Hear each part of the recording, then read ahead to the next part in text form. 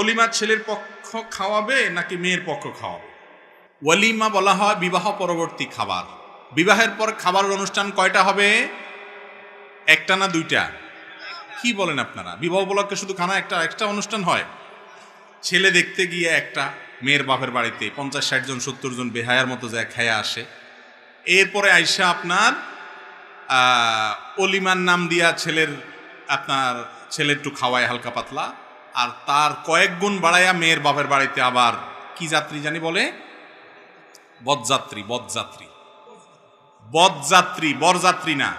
কেন বরযাত্রী বলেছি শুনেন। বরযাত্রী হবে তখন যদি আপনি এটা নিয়ে বার্গেনিং করে বেহায়ার মতো নেগোসিয়েশন করেন যে আমাদের পক্ষ থেকে 200 লোক যাবে, মেয়ের বাপ বলছে না 100, কয় না আছে তাহলে 150, মাঝখান দিয়ে থাকুক, দালাল কয়, দালাল থাকে না একটা ঘটক, এটা কয় না ঠিক আছে 150, তাহলে ঠিক আছে তাহলে 125 আমরা চুক্তি করলাম।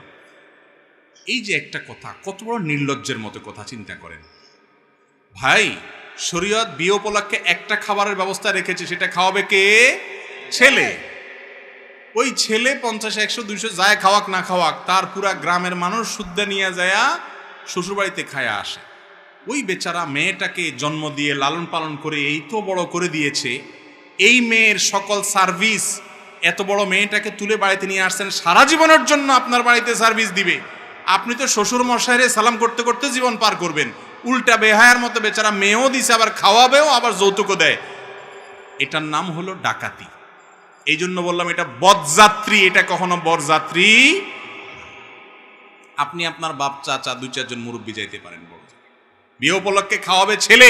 কিন্তু আমাদের সমাজে বিশেষ করে মেয়ে জন্ম দিয়া বাপ মা যেন ভুল করে ফেলছে, অপরাধ করে ফেলছে। যুবকরা, এই অনাচারের বিরুদ্ধে আপনাদেরকে দাঁড়াতে হবে যে আমার বিয়েতে অনাচার আমি করতে দিব না। মুশকিল হলে এটা যখন বলবেন তখন মুরব্বীরা বলবে বাবারে বিয়ের আগে হাতে শ্বশুরবাড়ির পক্ষে কথা কয়, বিয়ে করলে জানে কি করব, ঠিক না বেঠিক?